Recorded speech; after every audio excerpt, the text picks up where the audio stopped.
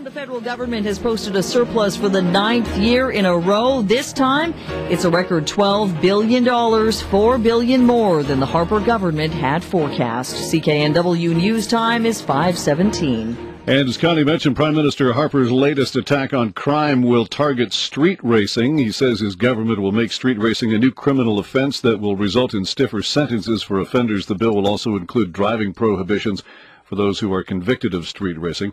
Joining me now is Jason Louie. He is a legal race advocate and speaks for a website called revscene.net, which is a car modification forum and website. Jason, we appreciate your time very much. Thank you. Hi.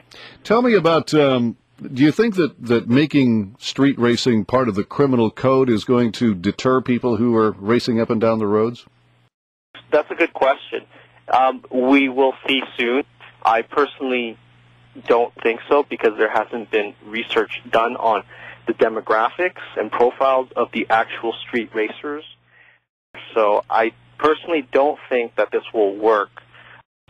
No. The demographics seem to be pretty straightforward. They seem to be very young, usually late teens, early 20s, male, and like to race cars. I mean, it is generally a young male group, isn't it? Well, where did these demographics come from? I think just from basic observation more than anything else. I mean, is Steven Harper getting it from, newspapers or a box office movie? There has to be academic research analyzing who are these specific people who are causing these accidents and looking at what sort of preventative measures can be in place, like what will deter these people from street racing, what's causing them to race on the street. I mean, what Steven Harper is doing is punitive measures, which doesn't really help anyone. It just may stop the person from reoffending.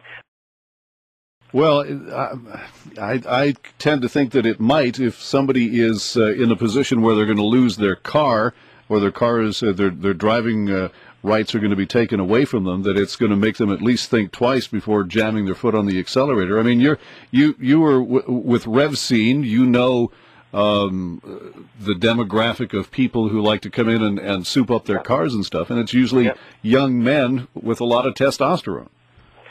There are a few select people who do have disregard for the law. I totally support placing punitive measures for that, but we have to look at the bigger picture and kind of see, well, what can we do to prevent this from happening? And the answer is, when these young drivers apply for their driver's license, are they taught about the consequences of what happens if they do choose to street race? That isn't in place right now. So we need an education approach beforehand rather than a punitive approach afterward. Exactly. I mean, what Steven Harper is doing is he's punishing them after the crime has been committed. And you want him to head it off before the crime is committed. Got your point. Thank you. Jason Louie, legal race advocate.